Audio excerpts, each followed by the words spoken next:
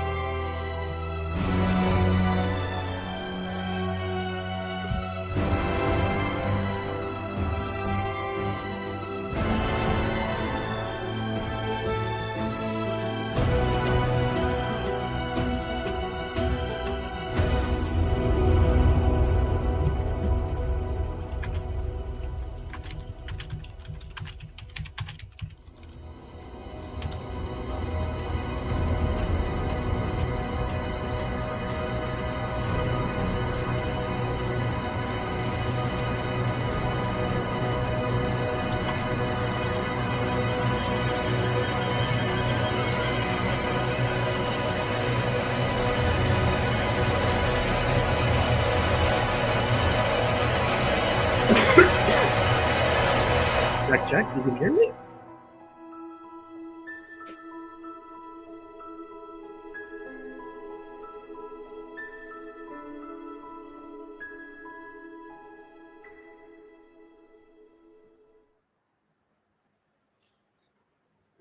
Hello, everyone. Welcome, welcome. Cassandra, how are you? Hello. I'm good. Can you hear me okay? Yes. Okay, awesome. Awesome. We are here for Bible study. We will not be talking about how Jacob talked about me for 8 hours yesterday. Surely it wasn't the whole 8 hours. No. It was they were distracted multiple times. Mm-hmm. But yes, Michael Sartori, who was also one of the people. What an interesting time to be in the corner, and it was also fascinating because I popped in and Jacob's like, I like this guy. I like this guy a lot. Um, yeah. Don says he loves you. He does. He does. Yeah. You can count on Truly, his Jacob for name is exciting Jake. streams. What was that, Cassandra? Yeah. I said you could always count on him for exciting stream titles and such. Yes. Oh, yes. Yeah. Well, I was wondering if I was going to get people here thinking that I'm throwing down, and that's why I'm saying chasing asses. That's not it. That's what we're talking about. Talking about chasing asses. Michael, how are you doing? I'm all right. That's good. That's good. At the end of this, I helped write something that Chad is going to be streaming. I think in like 10 minutes. And so maybe we'll watch it afterwards because I'm very proud of it. And I made a joke about Michael in it, which Michael does not know about. So that might be a fun thing. Anyway. I'm nervous now.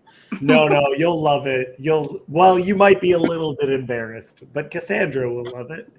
It's one of my favorite parts. So that's fine. Cassandra, how are you doing? I don't know if I really got in depth. Maybe you just gave a passing. Oh, I'm fine. You doing good? Having a good fine. I don't really know how to answer that question with like a long paragraph or something. I'm good. I'm here. I'm awake. I made it. That's good. That's good. I'm honestly, Cassandra, I'm so glad you started coming out. Because in a couple of streams, I'll see you. You're really good in the comments. And I'm honored that you come out here to show your face and give your opinion. It's great. This is probably one of the few things I'm actually interested in doing. Like, I think it might have been a year ago or so. Teo and someone else, her name's Dolly, were talking about doing a Bible study. And I thought it would be more like this. But then they ended up moving it to that Bible app thing, which I didn't like as much because you're just kind of reading by yourself and then there's a space to leave comments. I thought it would be more like this. So I was excited when I saw you at the beginning of this year when your studies popped up. I was like, okay, this is what I was looking for. This is your jam? This is totally something more jam. Interactive, I guess. Yeah. Because reading like parts of, scripture and then just having a comment section is not the same. At least you get like more interaction face to face, and even in like the live comments, there's like way more back and forth. Yeah. And there's been like we got Adam, Pearl, Dawn. We have so many people that are in the comments who are really, really good at bringing stuff forward. When Hezi can't make it out, he's still throwing Hebrew at us, making us feel like fools. What an honor. Yeah. So let's get into the text, shall we? Mm-hmm. And I'll share that up on screen.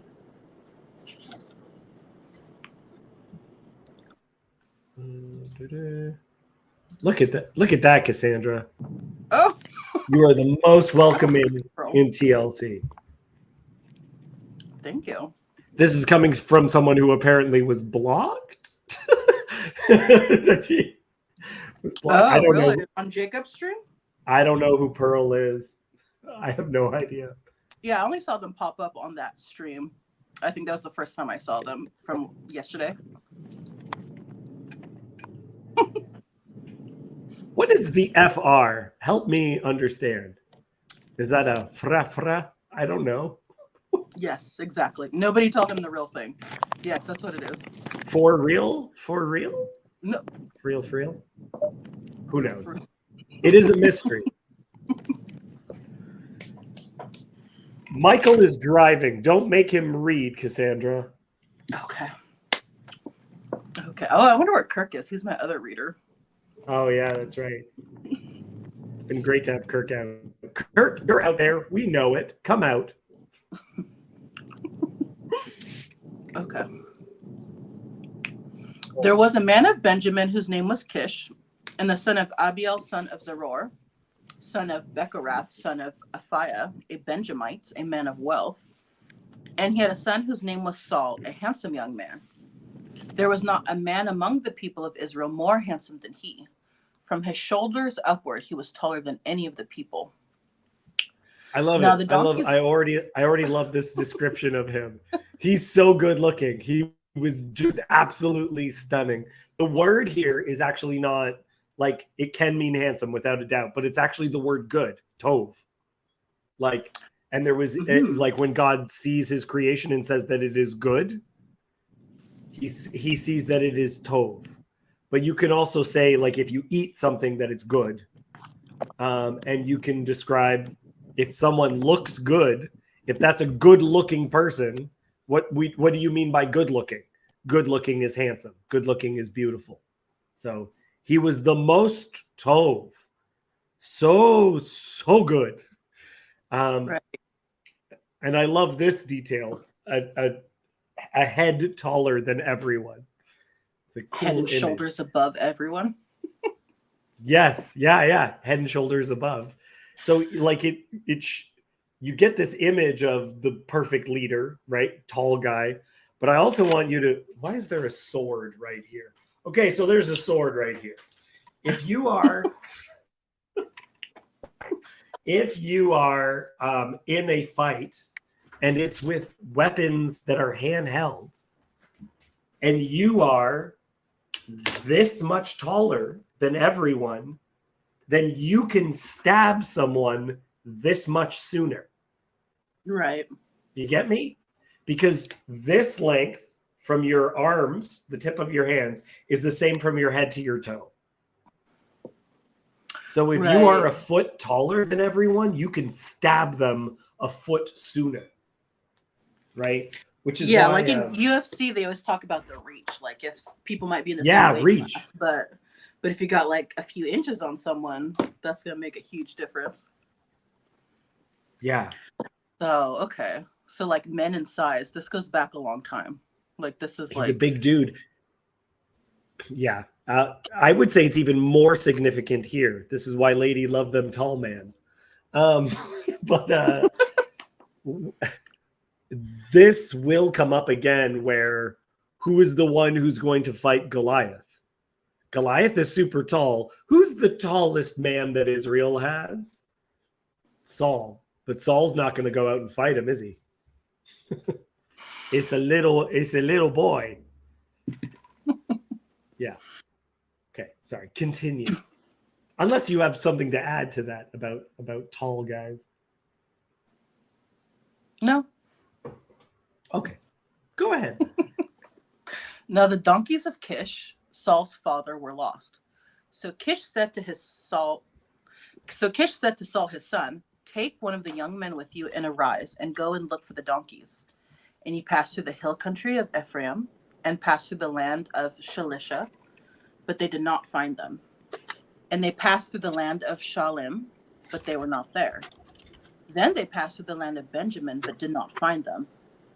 When they came to the land of Zuph, Saul said to his servant who was with them, "Come, let us go back, lest my father cease to care about the donkeys and become anxious about us."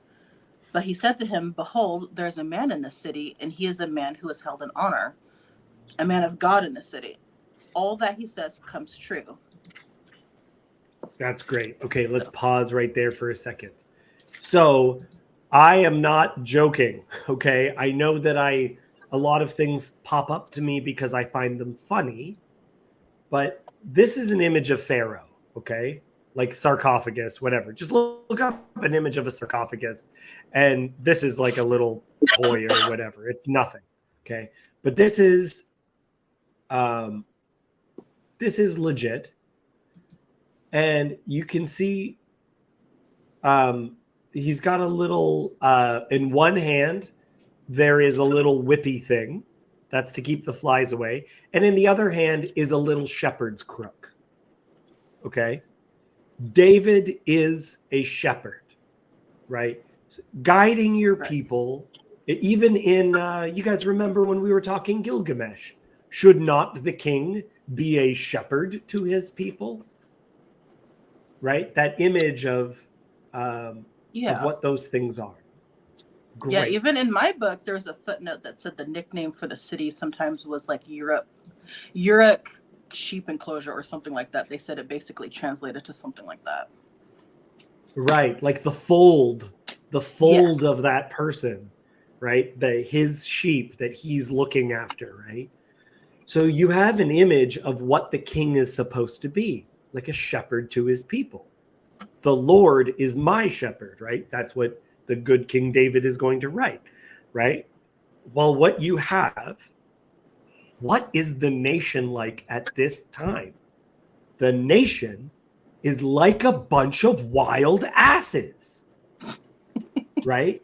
I think Adam is in the Middle East. If you use donkey language, like I worked with a Syrian guy, and he would insult people, and he would say he is a donkey of a man. He would just say that because we say that guy's an ass, and that's perfect to call someone an ass. But there's a set of language that we're referring to when we call someone a bitch or a ass or a snake or a vulture. There is a connotation behind that. So this, to me, that what Saul is doing when he is found to be king, just like David is out with the sheep, Saul is trying to gather the donkeys. David is watching the sheep. That's the kind of king he is. Saul is the one who gathers the jackasses together. The she-asses, actually. It's female.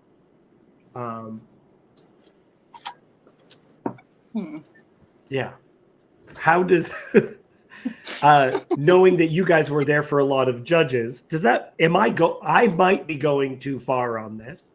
I'm delving into the symbolic thinking. Does that sound right to you? Yeah, because donkeys are stubborn. Because what was the description of, like, stubborn, given to their animal passions or something like that kind of thing? Yeah, they're lustful. They are the stubbornness of an ass is very well known. They're ornery, so they'll bite, they'll spit, they'll kick you. They're protective because as a result, but they're also too strong. So they have a mind of their own much more than a horse. A horse is easier to break the spirit of. Donkey's deeply spirited.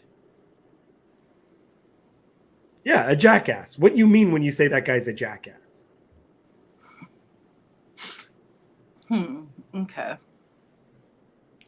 So the first king, so Israel are jackasses, and the first king has to round them up and. Yeah. And what he is a unifying figure. Saul will be the first one to fully join them all together. In Islam, donkeys are an image of people who carry things that they don't understand. That's interesting. Donkeys carrying books, yeah. Stubborn, stupid, all this stuff gets tied with that. Yeah. In some places you can only, because what is it? In the Grand Canyon they use donkeys, I think, for mail and stuff like that, because they can traverse those canyon ledges and stuff. It wouldn't be really good to take a donkey or something, or a horse or something else down there. It has to be a donkey. Yeah, they carry, their ability to carry stuff is incredible. Is this Michael? I mean, we're talking here about like universal themes about donkeys and stuff like that. But preceding in the book of Judges, there was all these ones where it was like whoever had so many sons riding on donkeys or whatever, and those were like there was a symbol. It wasn't a negative symbol that it's a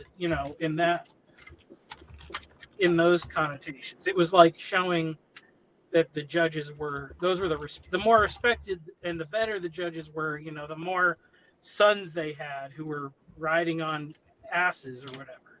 So Right. but I mean these are lost donkeys that have wandered off, so there is something there, of that his father is, or if it's his job to be in charge, for whatever reason they haven't stayed where they're supposed to. So there is something to that. But I wonder, like, if the donkey is not necessarily as negative of a symbol as their lostness is in this. Right. Yeah, that's a very good point. Because they're not a bad animal. They are unclean, like you can't eat it. You can't make it into a sacrifice or anything like that. But they are a very useful animal in the ancient world. They are very strong, just like goats, right? I think goats get a bad rap for New Testament people because Jesus speaks of separating the sheep and the goats. But goats are good. They're not bad. Yeah. Whereas sheep are kind of, they don't have a lot of ability to take care of themselves, really. Yeah, they're dumb. They're super dumb. Working animals are living sacrifices. Oh, that's an interesting image. That's great. It made me think briefly, too, of when Moses was looking for the sheep and found the burning bush. And so now Saul's looking for the donkey and he finds the prophet who has like a destiny for him, kind of. Yes. Yeah. And this same word for the she donkey, that's the word that's used when it speaks of the king. Behold, your king is coming to you, humble and riding on a donkey. It is this same word. That this is the kind. So there's a connection between the kingship and the donkey. I like what Michael is saying, though, that the emphasis is more on the lostness. Yeah. Dawn is saying it's a great working animal until it decides to be stubborn. Then it's a problem. That's right.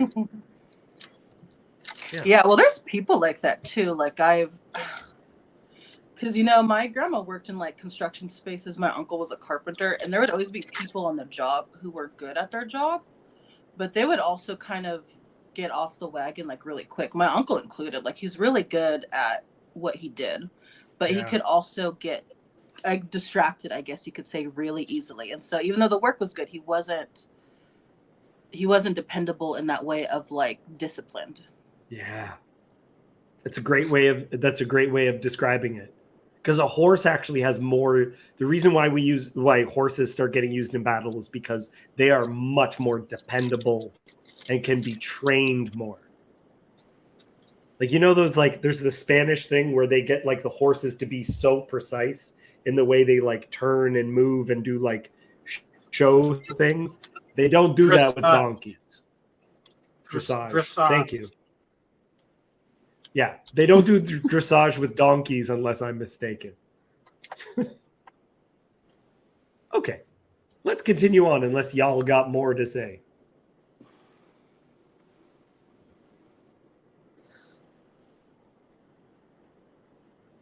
Okay. When they came to the land of Zeph, Saul said to his servant who was with him, "Let us go back, lest my father cease to care about the donkeys, become anxious about us." Then blah, blah, blah, blah. Then Saul said to his servant, "But if we go, what can we bring the man? For the bread in our sacks is gone, and there's no present to bring to the man of God. What do we have?" The servant answered Saul again, "Here, I have with me 1/4 of a shekel of silver, and I will give it to the man of God to tell us our way." Formerly in Israel, when a man went to inquire of God, he said, "Come, let us go to the seer." For today's prophet was formerly called a seer. Okay. Keep going. And Saul said to his servant, "Well said, come, let us go." So they went to the city where the man of God was. And they went up the hill to the city. They met young women coming out to draw water, and said to them, "Is the seer here?" They answered, "He is. Behold, he is just ahead of you. Hurry, he has come just now to the city, because the people have a sacrifice today on the high place. As soon as you enter the city, you will find him before he goes up to the high place to eat. For the people will not eat till he comes, since he must bless the sacrifice. Afterward, those who are invited will eat. Now go up, for you will meet him immediately." Okay, pause. I know this might sound like, okay, what is the importance of the detail here? And this is one of the most important things to pick up in this chapter. How Saul meets Samuel, right here, where he is told the people will not eat until he comes, since he must bless the sacrifice. Afterwards, those who are invited will eat. Okay, this idea that Samuel's going to make the sacrifice, and that everyone is waiting for him because they have to, they are not allowed to. This is when Saul begins to fail as king. In a couple of chapters, after, Saul will do well immediately. He'll get anointed as king. There'll be some pretty positive stuff. But then the first chink in the armor, the first sign that everything is going to go wrong, is that Saul is not patient enough to wait for Samuel to make the sacrifice. And Saul makes the sacrifice himself. He takes the role of priest upon himself, which is not his role. It is the role of Samuel. It is not the role of Saul, and Saul takes that role upon himself. And it kind of does that same thing too when he tells the men not to eat or whatever, and Jonathan eats without knowing that his father had made a dumb oath. That's right. That's right. And he says, no matter who the guy is, he's going to be put to death. Turns out to be his son. Okay, one exception. It's like, come on, buddy. But yeah, so we actually have in this story already a setup for Saul knowing, like, so when we get to that story, you can't say, well, how is he to know that? Mm-hmm. We know that he knows it because he literally meets the man who will make him king through this interaction where someone says they have to wait for the priest to make the sacrifice. They must wait for him. They must.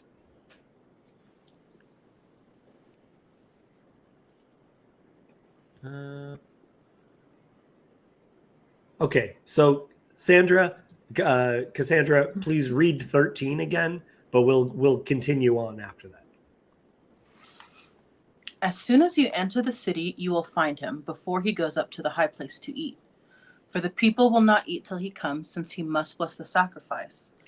Afterward, those who are invited will eat. Now go up, for you will meet him immediately. So they went up to the city. As they were entering the city, they saw Samuel coming out toward them on his way up to the high place. Now, the day before Saul came, the Lord had revealed to Samuel, "Tomorrow, about this time, I will send to you a man from the land of Benjamin, and you shall anoint him to be prince over my people Israel. He shall save my people from the hand of the Philistines, for I have seen my people, because their cry has come to me." When Samuel saw Saul, the Lord said to him, "Here is the man of whom I spoke to you. It is he who shall restrain my people." Okay, that's great. That's great. Let's give it 1 second. I think the word for prince, unless I'm mistaken, it says it's for head, could mean chief. And I think like the notion that he's a head above everyone else, that he will be like that. He becomes the head. He's the one, he's the big, your oldest brother is your big brother, right? It's the one that's above everyone else.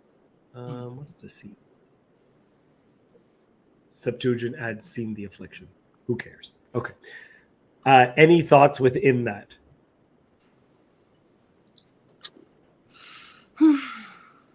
So, well, it's interesting because like what you're saying there, it says prince or whatever. And here, in this one, it says ruler.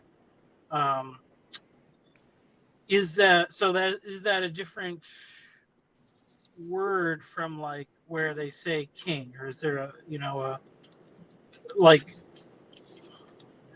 is this a different sort of thing there that? Yeah, it's interesting because it doesn't say. Okay, let me pull it up. Like, does he presume to be king or something? I mean, I don't know. I don't know if I ever looked at it closely. No, he is anointed to be king. There's no way around it. He is definitely that anointed. the next chapter. Yeah. And that is why David won't kill him. Yeah. Sorry. Let me just get to the Hebrew.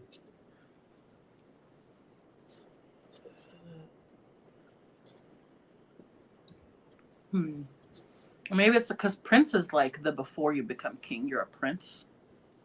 I don't know if it would have been like before he is officially crowned in a more like a ritual.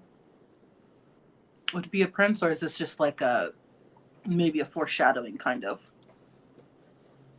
Well, so it's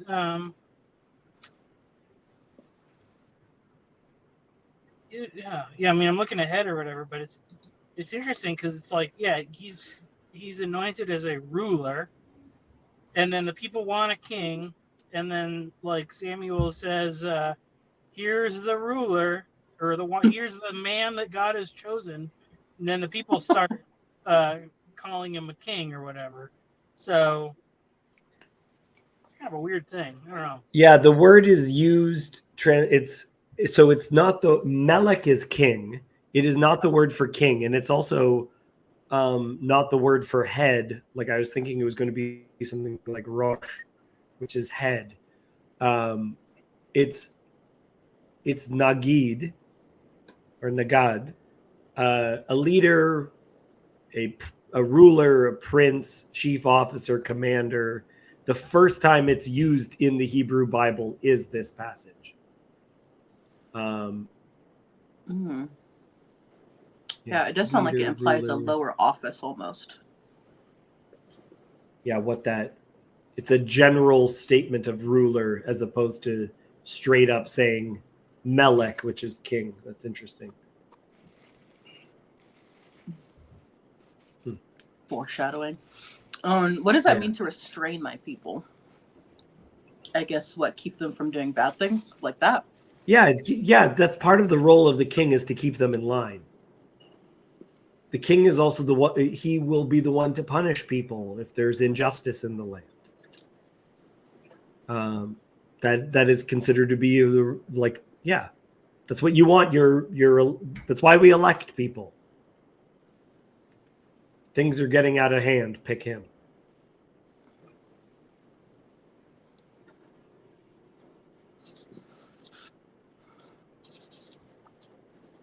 Let us continue on. But it is interesting to me that Samuel does know, like he's given something from God saying this is going to be the guy.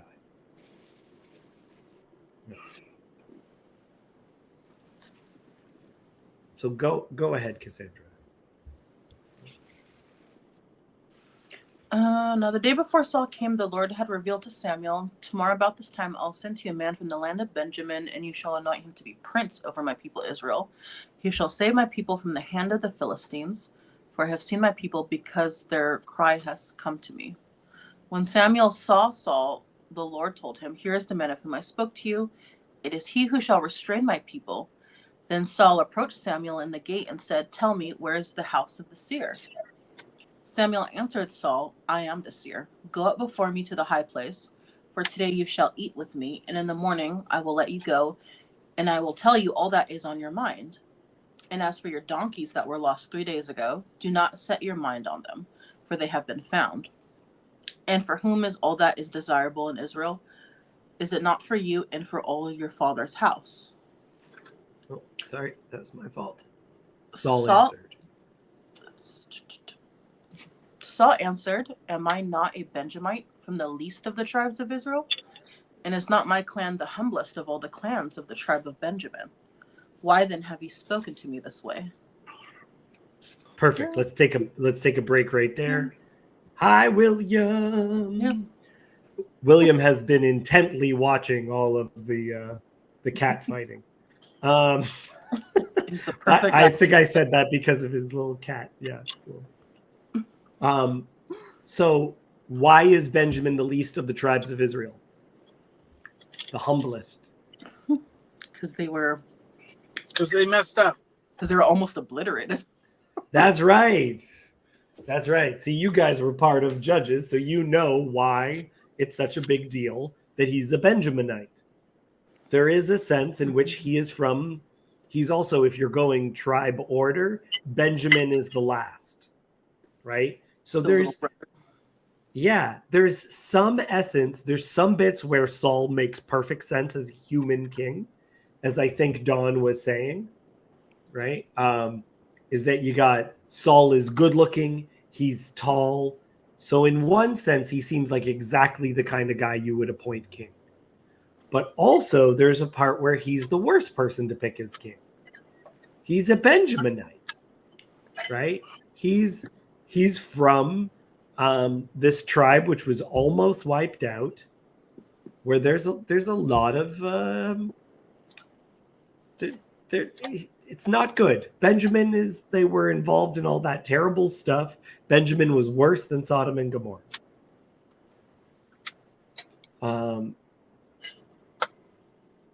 Yeah. So there's a sense. I'm so glad that you guys were here, because I just say, hey, why is that there? And you say, oh, I remember. So great job. So he's humble right now.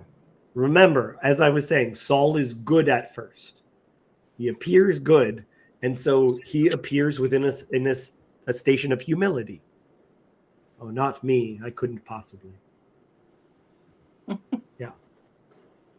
Okay, keep going.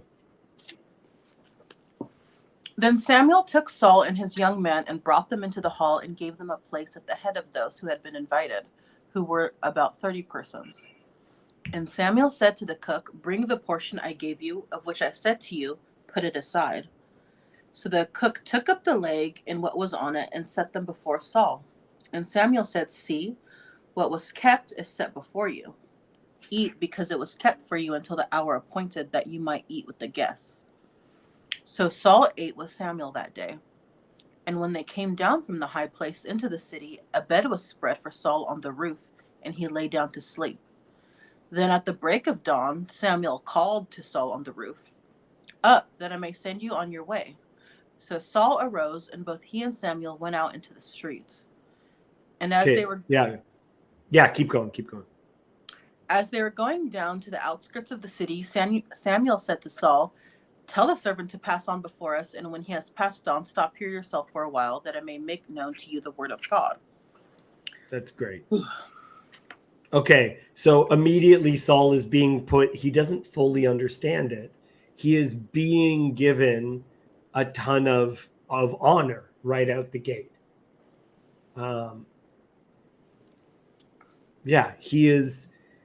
He is given the special place. He's given a good place to rest. All of these things are kind of taking place. And this is, bringing to mind the parable that Jesus tells, about like when you're invited to the banquet, don't seek the highest place, but take the least seat, which he does by saying, I'm the smallest clan, and then the master of the banquet will then bring you to the place of honor. So yeah, and this is when he's good, when it's like a kingly image. He's brought in late, and we held on to the good piece of meat for you. Yeah, if he didn't forget his roots, he would have been better off. But he forgot when he was humble. later on. Yeah, he gets a little too big for his britches. Yeah. It's like A Star is Born or something. Yeah. This is good. Anything else before? I don't know if we have time to move on. Maybe we do. I mean, it's like more of the same thing. The chapter kind of just keeps going. So Yeah, let's. I don't know how much I want. Do you guys want to continue on? What do you think? Yeah. Sure. Yeah, Okay. sounds good. All right, we're going to continue on. This part is so fascinating. Chapter 10. Okay. Then Samuel took a flask of oil and poured it on his head and kissed him and said, "Has not the Lord anointed you to be prince over his people Israel? And you shall reign over the people of the Lord, and you will save them from the hand of their surrounding enemies. And this shall be the sign to you that the Lord has anointed you to be prince over his heritage. When you depart from me today, you will meet 2 men by Rachel's tomb in the territory of Benjamin at Zelzah. And they will say to you, 'The donkeys that you went to seek are found, and now your father has ceased to care about the donkeys and is anxious about you, saying, What shall I do about my son?' Then you shall go on from there farther and come to the oak of Tabor. 3 men going up to God at Bethel will meet you there, one carrying 3 young goats, another carrying 3 loaves of bread, and another carrying a skin of wine. And they will greet you and give you 2 loaves of bread, which you shall accept from their hands. After that you shall come to Gibeath Elohim, where there is a garrison of the Philistines. And there, as soon as you come to the city, you will meet a group of prophets coming down from the high place with harp, tambourine, flute, and lyre before them, prophesying. Then the Spirit of the Lord will rush upon you, and you will prophesy with them and be turned into another man. Okay, Now, when pause this one sign- second. Yeah, pause 1 second. This is such an interesting image. So he pours the oil on his head, which unless I'm mistaken, the origin of the term Mashiach or Messiah is to smear. So it's the oil going on him to make him Messiah. He's being Messiahed here. Okay. So I think it's the Septuagint translation, it just says that he's made Christ. Like it's like that is the language which is used because Christ is the Greek for Messiah, to be anointed, the anointed one. That's what this term is. Now, for the Samaritans are Rachel's tomb and Rachel's well is lined up as places associated with their Josephite Messiah. The Josephite Messiah is because Rachel's children. Rachel has 2 children. Rachel's children are Joseph and Benjamin, right? So this is the ties that are made with this kind of kingly figure. And then one of the things that's necessary for Saul to actually be the man that he is supposed to be is that he needs some kind of transformation. So you're going to meet these guys. They're going to give you some food. You're going to keep going. And then you're going to go and have a psychedelic experience with the prophets, right? Maybe that's a little too far, but you know what I mean? Like he's going to go and you're going to have an experience that's going to change your life. You're going to be a different person at the end of it. Right. You know, it's funny. It just cause it popped to my mind because I was looking at it earlier. But from Gilgamesh, there, when Look at the little Enkidu, smile on his face. it's fun. I don't know. It's just interesting. He says, talking about Enkidu, and it says, he became merry, his heart exalted, and his face shone. He rubbed down the matted hair of his body and anointed himself with oil. Enkidu had become a man, but when he had put on a man's clothing, he appeared like a bridegroom. And then he defends the shepherds or whatever. So he starts. So it's interesting because it's an anointing and a changing into a transformation into a different type of man and one more like a ruler. So Right. Mm-hmm. It's also kinda- interesting. Yeah, go ahead. Oh no, go ahead.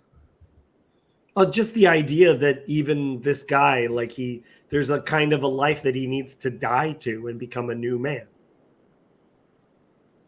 It kind of makes me think of the rites of passage of becoming a man that you see in other places. Like they'll Yeah, send the kids out into the wilderness basically, and they have to, I don't know, do whatever out there. They have to endure some kind of huge pain or something right. like that. Yeah. And then now they're like a full member of their tribe or people or whatever. Yeah. Yeah. Adam is describing it like a summoning ritual. Yeah, there's some sort of process which is going on related to these guys, and he's participating with these other prophets. What's interesting is Saul is going to have this experience another time. Almost identically, he is going to have this ecstatic prophetic experience. This is the problem with people that we know, that all of us, especially those who ran in any kind of Christian circles, we know people who will have born again experiences, transform into another person, and then go back to the old person. Even though they became someone completely different, and you go, wow, that is someone that I wish I could be like, they can revert back to what they were before. And so like you can see it in the New Testament with Corinthians, where it's just like they seem to be the ones with the most ecstatic spiritual experiences, but they don't seem disciplined as a result of it. They don't see, you know what I mean? They're not. And like that's been my experience with charismatic Christians. I love charismatic Christians. Some of their stuff is really, really good. They also are filled with people who have tons of experience, but no discipline. Yeah, right. Flaky. Or like we were Yeah. talking about with the donkeys earlier. They're not. There's something like that, like having both of those things, being able to be disciplined and form in a certain way. Yeah. That happens if you guys ever read the Brothers Karamazov. One of the brothers is this kind of character. He has he ends up by the end. His name is Dmitri or Mitri. He has a transformative experience, but he's a wild man who goes back and forth. He chases random women. He gets himself into random problems, drinkers and partiers. But then he has, he'll break down crying out of nowhere, and that leads to a transformation for him. And it's like God can use that without a doubt, and does in the story. But come on, could you also be disciplined? That'd be real nice. Okay, let's continue on from verse 7. Now, when these signs meet you, you do what your hands find to do, for God is with you. Then go down before me to Gilgal, and behold, I am coming down to you to offer burnt offerings and to sacrifice peace offerings. 7 days you shall wait until I come to you and show you what you shall do. Yeah, so he's getting a lot of directions here, like all the stuff that he has to do and wait for. Yeah, a lot of you must do this, you must do that. Yeah.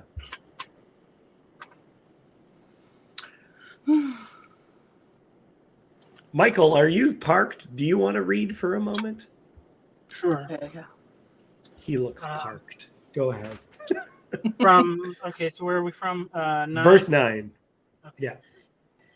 When he turned back to leave Samuel, God gave him another heart. And all these signs came to pass that day. When they came to Gibeah, behold, a group of prophets met him, and the Spirit of God rushed upon him, and he prophesied among them. And when all who knew him previously saw how he prophesied with the prophets, the people said to one another, "What has come over the son of Kish? Is Saul also among the prophets?" And a man of the place answered, "And who is their father?" Therefore it became a proverb, "Is Saul also among the prophets?" When he had finished prophesying, he came to the high place. Okay, pause 1 second. Me and a friend started using this as an insult, and from what I understand, it is an insult in Hebrew, like in Israel. They will use this as an insult. If you are bad at something normally, but for some reason you do it right, you can insult the person even though they just did something good. Or you can use, in Hebrew, you'll use this as an insult for someone getting a little ahead of themselves. They're being a little bit prideful. They're a first-year university student and they think they know everything. You can say to him, is Saul also among the prophets? As just like a horrible burn for you to throw insults at. Look at that reference, though, that you read there, Sartori. God gave him another heart. Yeah. And then it's the Spirit of God rushed upon him, and he prophesied among them. So it's the Spirit of God, like the creation of Adam, right? The breath that makes him full of life. And this is exactly what makes him able to be king. And that's why when David is worried that he will lose the kingship, the psalm that he writes is, take not your Holy Spirit from me. Right? This transforming of the heart, this being made into a new man, this is what makes him capable of being king. And if that's taken away, the kingship's taken away. Well, and it's create in me a clean heart, which is, create is to make, new, it's not saying clean my heart. He's saying make a new heart in me that is a clean one. So he's asking for a new heart. Yeah. Yeah. I mean, this makes me think of with issues that people have in general, like you can lose God's Holy Spirit. Like you can't, like you were saying, like you can go back to this person. And so I guess that's why, like Saul, I always kind of feel bad for Saul. It's like you were there, you're almost there, and then I feel so bad for Saul. Yeah. Well, it's interesting because when you were saying like that he could have used some discipline, and I think that's a kind of like a gut level reaction to say, like, but the thing is that all of this stuff, it was just given freely by God. And then it's not necessarily that he doesn't have discipline. It's more that, he begins to operate in his own credit. Like, he believes himself to be the source of like the authority or whatever. What he loses sight of is his dependence on God. Like, so the discipline that he should have been disciplined in remaining humble, in maintaining his understanding the proper relationship between himself and God as the source of his power and authority, as he is given it. Right. Yeah, you can be too like self-reliant, I guess. Yeah, or yeah. something. Well, yeah. I mean, I think. Well, that's the whole symbol of the fact that he is the king, will make the sacrifice himself, right? Yeah. He doesn't need this divine role, this role of where God gives him the blessing. Because he is under God as king, he is able to be king, right?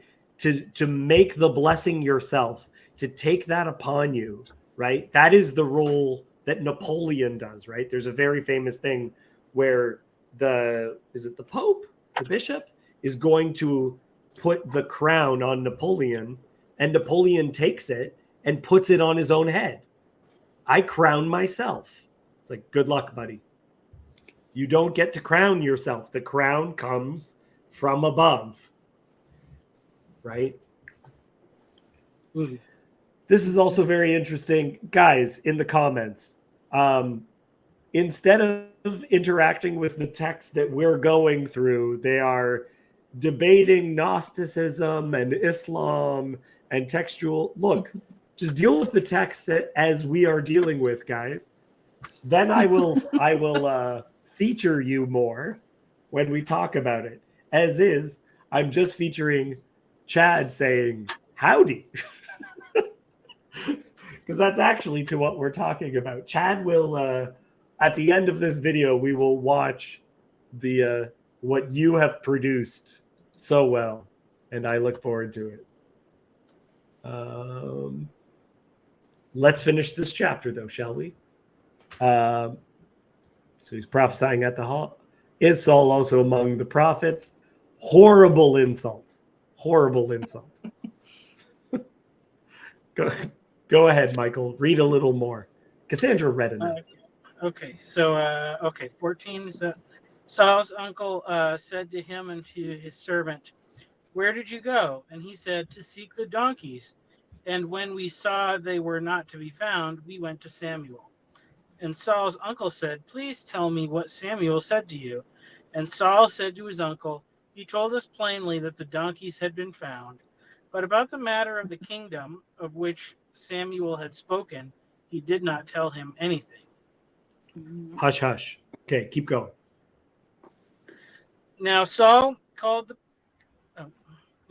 called the people together to the Lord at Mizpah, and he said to the people of Israel, "Thus says the Lord, the God of Israel, I brought up Israel out of Egypt, and I delivered you from the hand of the Egyptians and from the hand of all the kingdoms that were oppressing you. But today you have rejected your God who saves you from all your calamities and your distresses, and you have said to him, 'Set a king over us.' Now therefore present yourselves before the Lord by your tribes and by your thousands." This is not a very nice, like we think of the coronation ceremony. Can you imagine if before Charles was like, if you watch the coronation, it's just like, now let's be very clear. The only reason this is happening is because you've rejected your God. Yeah. What an interesting, yeah. Make him Not put his exactly hand on the Bible. Yeah, that'd be great. I'd watch more presidents getting sworn in. It is funny, and just thinking that, like, all this stuff happens to Saul and all this amazing stuff, but God's basically just like, okay, you don't want me to be, you want a king instead of a God, so I'll just use this guy as like my little puppet, and he just is the source of all the amazing things that happen, and but the people are excited because it's the king and not that it's a man that's doing this stuff instead of God. But what's interesting is that, okay, I like what you're saying, but it's also interesting because there's little things that make it so that it's who God has chosen. Yeah. God is saying, okay, I'm going to give you what you want, but then says it's the guy who's going to meet you this time tomorrow looking for donkeys. He gives them little things that are out of Samuel's control. This person is going to say this to you. The Spirit of God is going to rush upon you. Like, God is, just because this is not what God wanted, it doesn't mean God is going to scrimp. God is still going to fully empower Saul, do everything in his power to make this go well, even though it's still going to go badly. Yeah, like read this next section. This is so fascinating because Samuel already knows that Saul is chosen, but the people don't know. So this is what happens. Read it, Michael. Then Samuel brought all the tribes of Israel near, and the tribe of Benjamin was taken by lot. He brought the tribe of Benjamin near by its clans, and the clan of the Matrites was taken by lot. And Saul, the son of Kish, was taken by lot. But when they sought him, he could not be found. So they inquired. Look at that. So take a lot. He wins 3 lotteries in a row. Yep. So it's already known by Samuel, but now when they cast lots, to make sure that the right thing has happened, it's Saul all the way down. He wins 3 lotteries to be chosen, and he won't be found. Okay, continue. Sorry.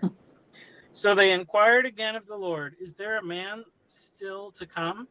And the Lord said, "Behold, he has hidden himself among the baggage." Then they ran and took him from there. And when he stood among the people, he was taller than any of the people from his shoulders upward. And Samuel said to all the people, "Do Do you you see this? see whom?" Yeah, Yoav says a rigged election if ever there were any. yeah. Yoav, you were look.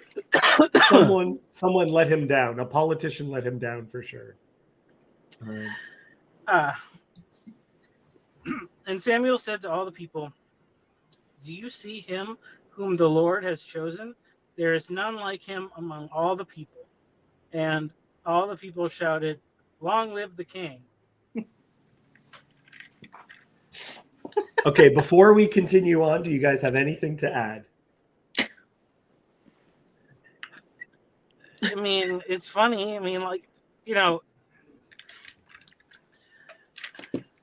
it's interesting. Just like there's no one like him, like, can be taken anyway. You know, like, like whatever. You know, it's not necessarily like a commendation or anything. Um, he's a it's a very strange thing. It feels But like it's a parody itself almost. I don't know. We were in Judges, we were talking about like if it's a comedy or not or something like that. It feels like kind of almost like a silly movie or something. But the guy who's chosen to be king is hiding in everybody's clothes and the baggage. And not only was he hiding, he's the biggest one that there is. The biggest guy that you've ever seen in all of Israel is hiding. And he's taken to be king. And then the people don't seem, I don't know, they're long live the king. Like they're still celebrating.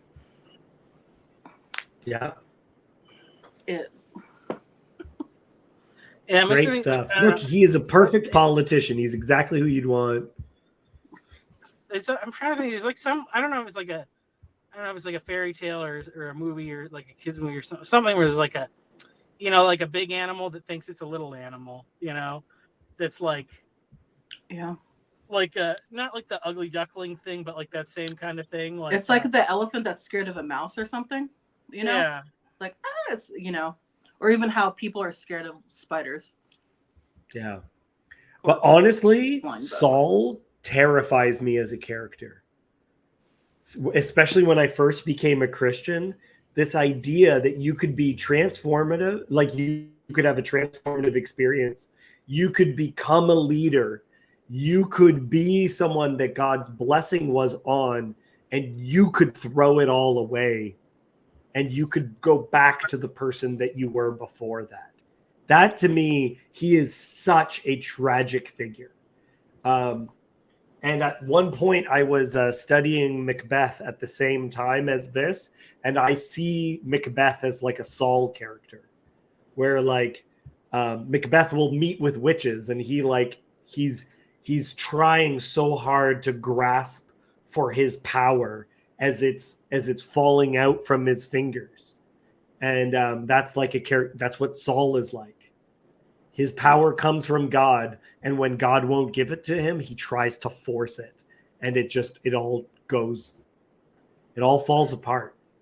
Yeah, well, I mean, it's interesting because like that's David in contrast. He's like, oh, I'm gonna, he just is always walking away from like.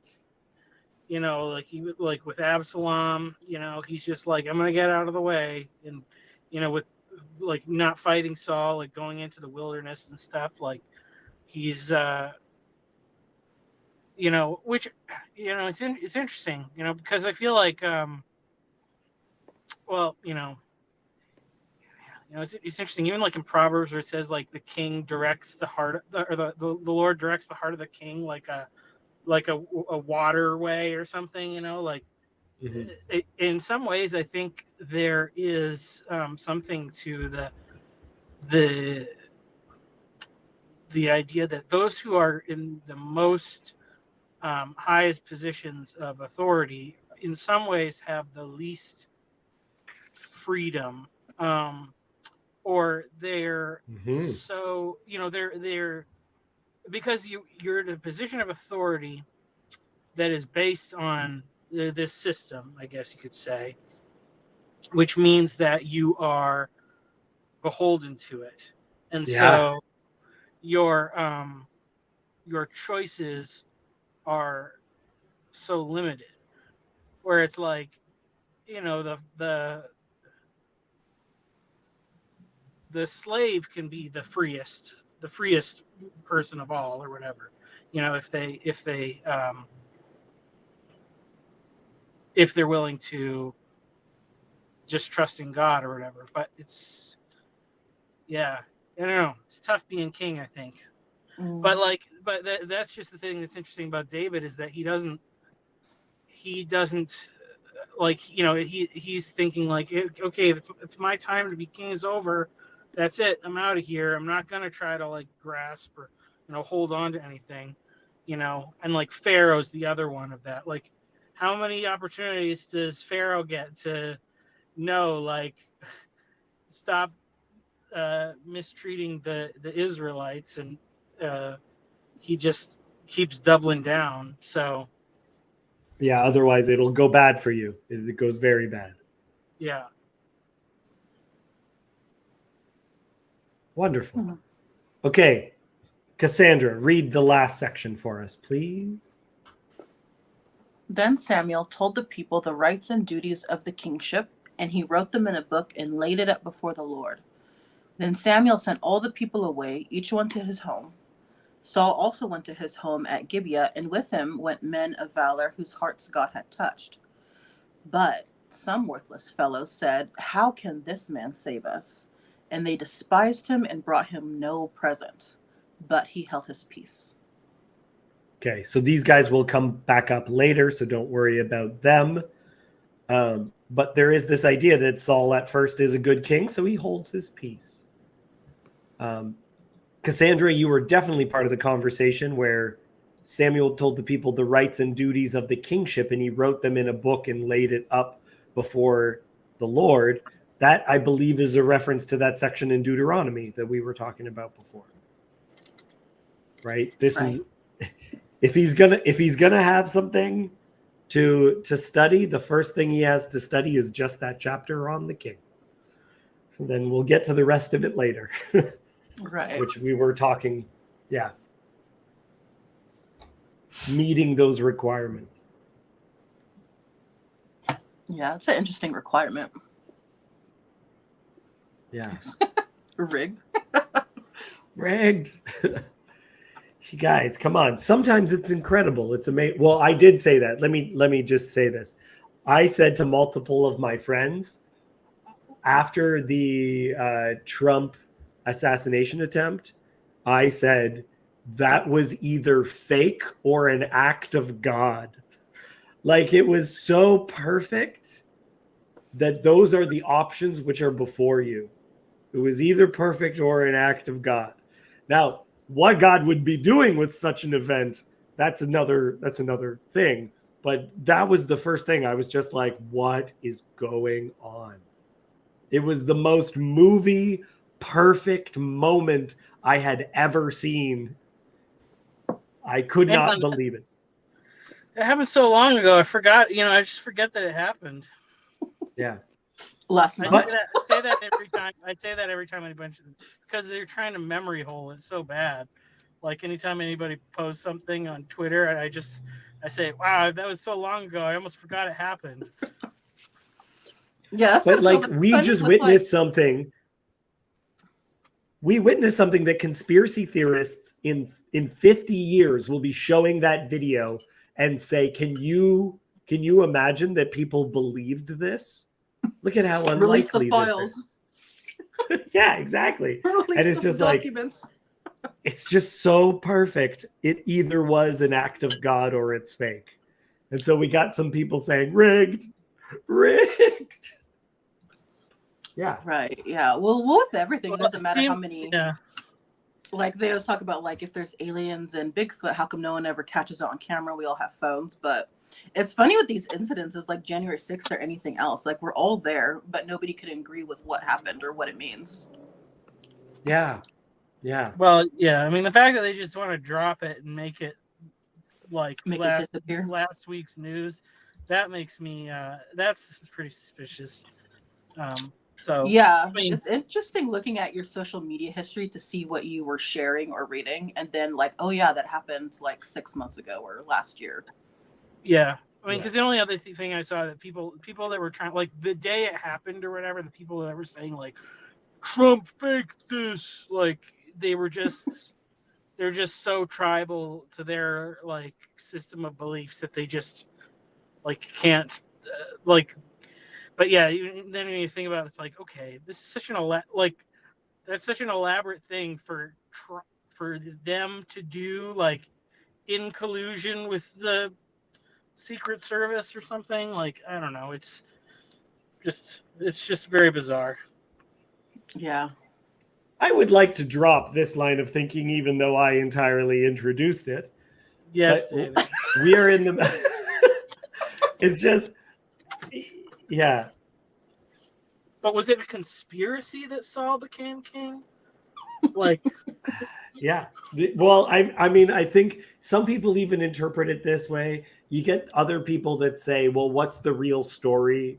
Because it seems like God's choosing him more than once. What the hell's that? It's like, yeah, but he chooses them publicly, he chooses them privately.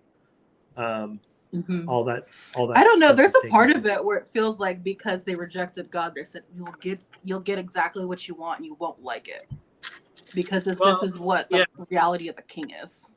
yeah. I mean, the Yeah. multiple choosings. In some ways, it seems like because there's things like because I've said often like like if you say like which I think most people that believe in God and think the Bible's true, think like, okay, Solomon writes Ecclesiastes, and so then you say, well, it seems like that's fitting, like at the end of his life that he's kind of repented for the ways that he's gone astray.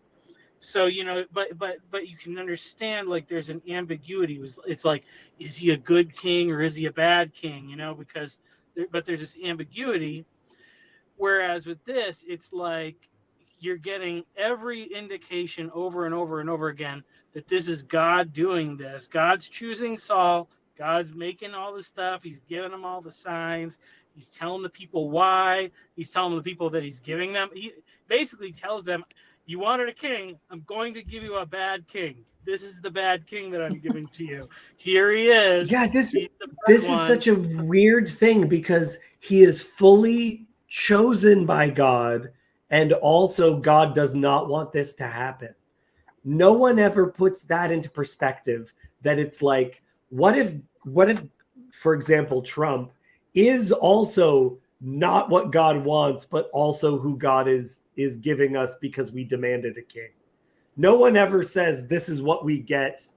Like they either say it's corrupt or God is doing it. No one ever puts the two of them together, which is what's happening here in the story.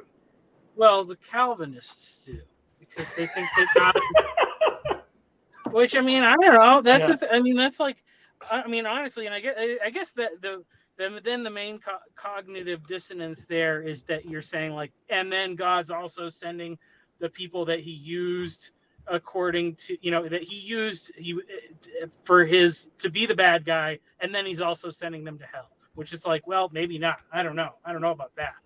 But Right. like but there is definitely a pattern of like God gives everybody the bad thing first.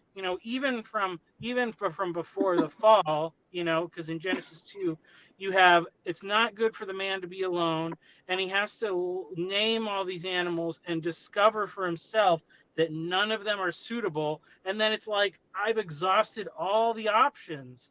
And then God brings the woman, and it's like, oh, now it makes sense. Where it's like, you know, if she had been there all along, it's like Adam's ignoring the woman and he's just hanging out with the dog or whatever. Like, so but like so he lets people, and even the thing with the Exodus, you have the Exodus and then you have the people into the wilderness. And then for that generation, it's like you have the ungrateful people, the older generation, and then you have their children who are growing up in the wilderness, content in the wilderness because they don't know anything about Egypt, but then God takes them into the promised land because they can appreciate it, because it's like going from bad to good. So Right. it Yeah. seems like that's There's some consistent very pattern. interesting It's things happening here. God. Yeah, it Absolutely. seems like God gives the bad before he gives the good, so that you That's why the can first son's appreciate always the worst. Yeah, No one likes probably. But it makes me Yeah. think too, Well, because oh, sorry. Go ahead. It's Yeah, making go. me think of like when they make fun of like in like those fairy tales and stuff, like there's always a riddle that makes no sense.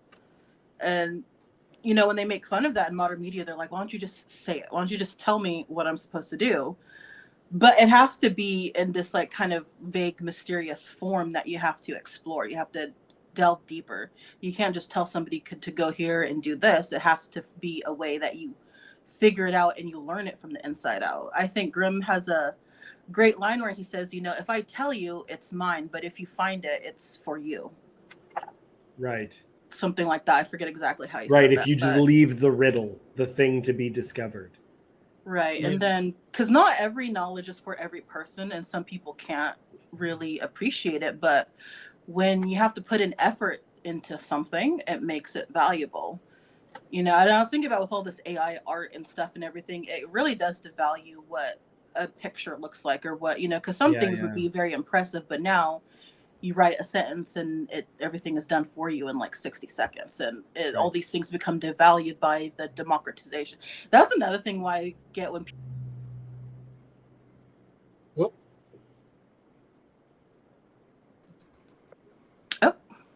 What did you do? Go ahead. they want like We you were want lost at the artists- word democratization. Well, I was just thinking, like, you know, like artists, people who do these kind of creative things, they want them to have a certain amount of status, have living wage, but when things become more democratized, it makes everything less valuable for everyone who participates in it. So you have this problem.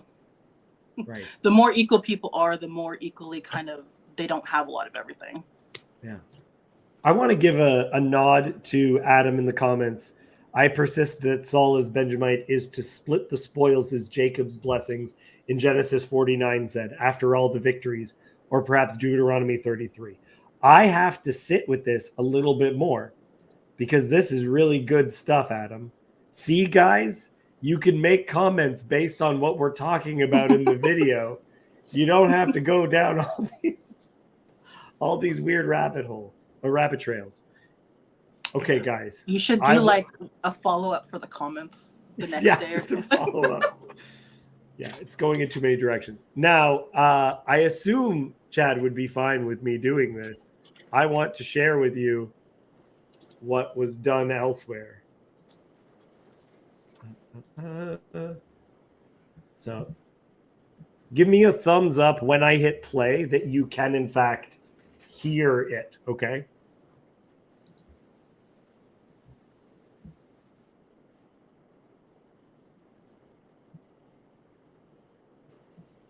Could you not hear that? No. Mute. How do I do this? What is going on? I can hear it. Why can't you hear it? Because you did add the audio to the StreamYard or something. Okay, give me one. Okay, give me a second. Come on.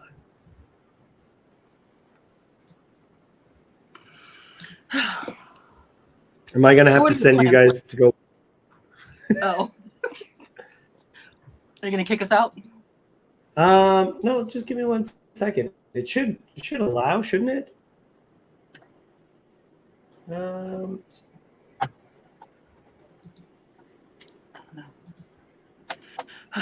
Well, Michael, what do you do? You're at work, right? That's your work day? Yeah.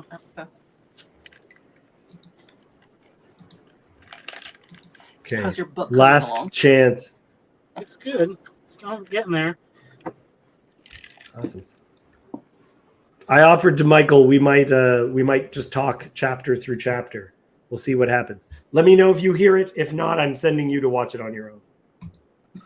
I'm Bling Flinger. We begin this evening with a stunning reversal in intercorner politics. That's right. Mark Parker, Mark with an M, Parker with a P, has clinched the lead in the algo ranking of all the corner marks. That's right, Jim. Much to our surprise, as we've been observing the corner these past few months, a relative unknown has moved from a position of absolute obscurity to the leading candidate in all the Peterson sphere. Even more remarkable, Tim, is the fact that this was made possible by the one and only Mark S., just like Ross Perot in the 92 election.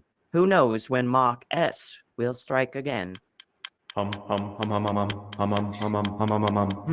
is Worldly News Tonight with the Friday Morning Nameless. Greetings. I'm Chad the Alcoholic, and you're watching Worldly News. This week, after being thorough... Let me try that again. Listen, it's been a while. I just spent like 40 minutes setting up this weird studio. It's kind of cool. It's like this whole blanket thing. Looks like a fork. I'm going to be such an awesome dad. Okay. Let's try this again. The screen. This week, after being thoroughly, carefully, gingerly, and precisely explained to on 4 separate occasions, Mrs. O'Brien could not comprehend that grouting would be the final stage in the tile being installed in her bathroom. That it was not possible to grout whilst setting tile due to the nature of gravity, physics, and that she in fact hired a professional to do the job, and that I would not be leaving those spaces between the tile empty, and that yes, there would be grout installed in those gaps at the proper time at the end of the job after the tile would be installed and set. I informed her that this stage of the job would be referred to as ready for grout. On each occasion, she, with a puzzled look, replied with a, that makes sense. I never would have guessed. Thanks for letting me know. I never would have guessed. Also, on each day, Mrs. O'Brien asked, do you ever take a lunch? And on each occasion, I replied with, no. And a related story. Most people with Alzheimer's are age 65 and older. About 1 in 9 people are 65 and older in the United States, and they have Alzheimer's.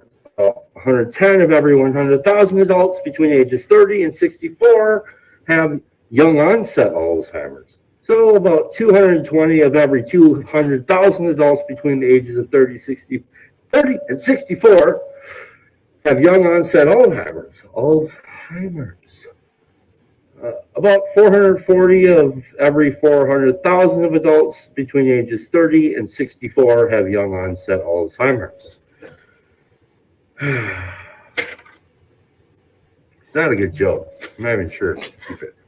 I'll probably keep it because I'm recording it, but it's not good. Okay, all right. In this week's segment, The Secret Lives of Podcasters, comes a very meta story filled with triumph and heroics. Chad, take it away. Here in this little corner of the internet, we found great joy in finding each other and developing a fellowship centered around discourse and understanding. Some are winsome, and some are not. In any case, we are happy and grateful to have found each other. In almost every case, testimony has been given that up to this point, we have not found anyone to talk to about this stuff. Well, I sat down this week with one of our very own to ask him a few questions. Due to safety concerns and at his request, we've concealed his identity. How's your time podcasting gone so far? Great, it's been fruitful. So, what do your friends and family think of your show? I wouldn't know. My friends don't watch, my employer doesn't know, and my wife doesn't care. Interesting. So, have you finally found the people to talk with about this stuff? No. Thanks. Back to you, Chad. Breaking news. Chad the alcoholic wears a mask because he is actually 5 different actors. The name Chad itself is only an acronym for, quote, the Coalition of Hedonists and Alcoholic Defectors, end quote. All 5 members of the cabal are Lutherans who know how to tile a bathroom, and all of them have a wife named Anne who is pregnant. Muzzle tov. The manhunt has ended. Police have discovered that the murderer of all boomers over the last 5 years was Michael Sartori. Authorities say it took so long to identify the criminal because he's a really nice and wholesome guy.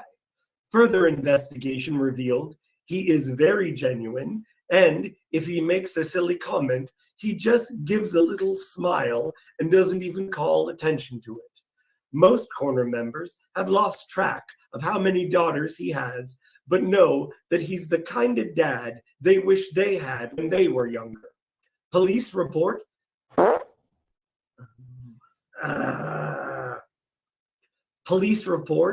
Sartori would skin his victims alive and then eat them. I, for one, still trust him. Corner members have been rattled to their core to find that everything Paul Vanderklay has ever done was to make people more open to Dutch sweets. The salty licorice and cookies so bad that they have given them the name sand cakes by those who like them, never stood a chance outside of Paul's endorsement of being tried by anyone. Domina Vanderklay intends on retiring one day and living off of the money he generates from the sale of the goodies. Are they still technically goodies if no one thinks they're good? We may never know. Special investigative journalism has revealed that no one in the corner knows what Matthew Parlato is getting at.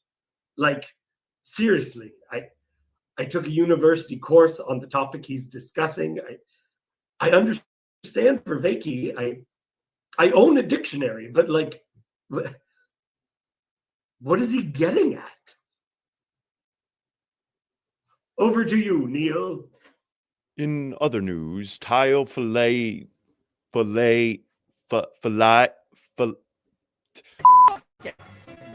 Do it live! In other news, Tayo has emerged with his fullness of name. His secret sacred self is finally revealed. Hey, Tayo. No, Temmie. Who? I don't know Temmie. Do not panic. Okay, my I gotta fix my prescription so I can see my screen better because it's a mess right now. My full name is Timmy Tayo, so it's all possible. Oh, we're learning more. And for the last time, it's Tayo, not Teo. Back to you in the studio, Jim. Wow, riveting. You see that fly? Wow, riveting. Now, we understand that things in today's world are growing more fractious and treacherous. Inflation, homelessness, tofu, threat of civil war, or if you'd like a more gentle tone, expressions of extreme civility. People calling themselves champs, who are clearly more marsupial than feline, but only speak canine. I don't mean to bark, but it is inappropriate. Well, fortunately for us, Jonathan Pajot released a video today touching on such topics. Let's see if he's gotten us any closer to the answer. With the surprising success of my last video, I wasn't thinking that I'd be making videos on other things going on with the whole question of the situation that is happening, and I'm seeing that explode as well. And I'm also noticing that for many people, things are a little confusing and they're not certain, what is happening and why all of this is happening. But it would be a good idea to talk about it, maybe to help people understand the general situation and, that it's not just really about things at stake. It's ambiguous. They open up the ambiguity, say that's very ambiguous. Gender ambiguity. Gender ambiguity was ambiguity, and ambiguity, question of ambiguity, image of ambiguity, and how ambiguity ambiguity, the ambiguity of Carnival, of ambiguity, but ambiguous characteristics, ambiguous. That is why ambiguity that are ambiguous. Then ambiguous as ambiguous. Gender ambiguous people have ambiguous sex, truly ambiguous, true ambiguity. But that true ambiguity is the situation of ambiguity. Create ambiguity. And no, it's ambiguous. And open up the ambiguity. Say very ambiguous about the ambiguity of the situation. Hey, I'm not an expert. I don't know. But that's the thing. That's the whole thing about the ambiguity of the situation. Thanks, John. All right, then I got this other joke I wrote. I don't even know what it is. It's really stupid. So what happened was, I was like writing this stuff. It was in the morning, and I forgot where the comment was that I saw. I was listening to music, and it was really like dumb. So just some background. It was something like, like the singer was really awesome or whatever. And then the commenter was like, let us not forget about the drummer and the bass player, how great they are. It's like completely irrelevant comment. So that was kind of one of those. It's one of those equality comments, which are really silly. So I'll read you the joke, and stupid. I don't want to throw it away because I'm not writing any more material for this episode. All right. Now, I just wanted to take a moment to recognize the least we not forget guy for reminding us in our tendency to slip into favoritism, or worse yet, lack of stating the obvious at inappropriate times. Test example. We mustn't forget how good the drummer and bass player are too. Such a talented group. Beautiful music. Take it away, David.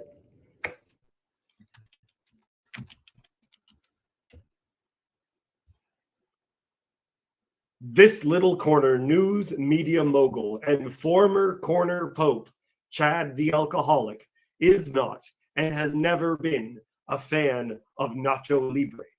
Even more shocking, the 41-year-old has never even heard of Strong Bad and has no opinions on the Batman supervillain Bane. Also, his Spanish is just terrible. A new report reveals we can't hear your air conditioning. Officials went on to say, quote, "It's fine, just keep talking." What? No, that's because you still have YouTube open at the same time as StreamYard, end quote. When asked for further comment, they said, quote, "That's perfect. Yes, we hear you. Go ahead," end quote. A petition is being made that Luke Thompson of Grail Country not smile so much. When the authors of the petition were asked why, they stated, quote, "Come on, man, isn't he dreamy enough?" End quote. It has been confirmed that T-Grog is in fact a time traveler from the year 2006. As a result of his 20-year jump forward, he doesn't realize how good the TV show The Office will get. He also doesn't understand why Beyonce from Destiny's Child will be such a big deal, and he still thinks that atheistic materialism is a sustainable worldview. Jonathan Pajot has a Patreon-only video on the Sex and the City franchise. The controversial video engages in no symbolic thinking, but is 10.5 hours of the French-Canadian gushing over Carrie's misadventures in New York. When asked to discuss the meaning of the 6 episodes, prequel series, and movies so bad that they make the Lord of Hosts regret promising no more world-ending floods, Pajot stated, quote, "Can't I like something without giving a reason? Come on, sometimes a cigar is just a cigar." Jacob Federecci was trapped in a bathroom for 4 days straight after he began a debate with his own reflection, and neither would budge an inch. The debate started with some innocuous gesture and went on until he passed out from dehydration. Though doctors expect the insurance salesman to recover completely, At this time, he can be heard mumbling under his breath, quote, Ball of Tarsus, Hebrew Bible, Synod 2025. A T-Grog update. He also thinks X-Men The Last Stand is bound to be a great movie. He thinks the trend of social media kicked off by MySpace won't lead to an inevitable second civil war, and that Richard Dawkins' God Delusion is a well-written book with strong philosophical arguments. 2006 was a different time. Controversial pictures of Griswold Grimm showed the former brand manager is a CIA plant. The photos revealed the stenographer is given his video ideas directly from the deep state. Moreover, his 5 o'clock shadow is actually a complicated toupee. The images in question also reveal his favorite beverage is straight fluoride, and an audio recording revealed. Hi there, I'm Griswold Grimm. We do, in fact, have agency. Thank you. This week in IFS, John Vervaeke summoned an entity who called himself Satan. I hope I'm pronouncing that right. The Prince of Darkness appears to John sometimes as a snake, sometimes as a bovine of precious metals, and sometimes as an entity named Moloch who says, me likey baby eat. John assures us that the father of lies is harmless and intends only good. Wow. Lie down, Foxy. Lie down. Take a break. It's okay. Chad, I'm sorry. My dog is upset with the fact that I am talking to no one. Well, thanks everybody for watching the show. I want to say thanks everybody for watching the show because we can't do it without you. I don't know how to do this stuff. Okay. No, realistically, I want to thank everybody for watching the show. It's been a lot of fun to do. I'm really happy to get this going. We'll probably try and do this at least once a month. If you'd like to contribute like David and Neil and whoever else has contributed, I'd like you to send your jokes with a screen. Like you got to record it with like a blank screen like this, and then I'll edit it and put it all in there. Listen, they clearly don't have to be good jokes. I mean, David and Neil have written some fantastic jokes, but I am, whatever. It's not about doing great jokes. It's about having fun and stuff like that. So if you're interested, send me your videos, your video clips to chadthealcoholic@gmail.com. And we'll be seeing you on the next one.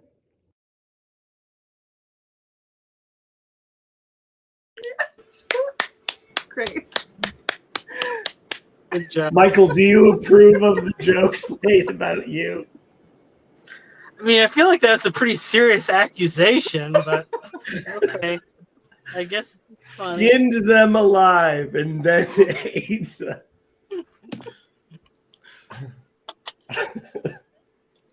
That actually is just about the part I'm the most proud of is that the joke about you. You know what, though? I love that salty licorice, and PBK doesn't even like it. So that's one aspect where I'm more Dutch than he is, which I'm not Dutch at all, but I like the licorice. Being able to see Cassandra, it seems like the part that made her lose it the most was recent reports show we can't hear your air conditioning. Because every stream I watch him, he does say the same thing like 5 times. Oh my Sorry, gosh. guys, I love can you hear that. I love the Matthew Parlato one too. Yes, that was funny. Yeah, like what is he getting at, guys?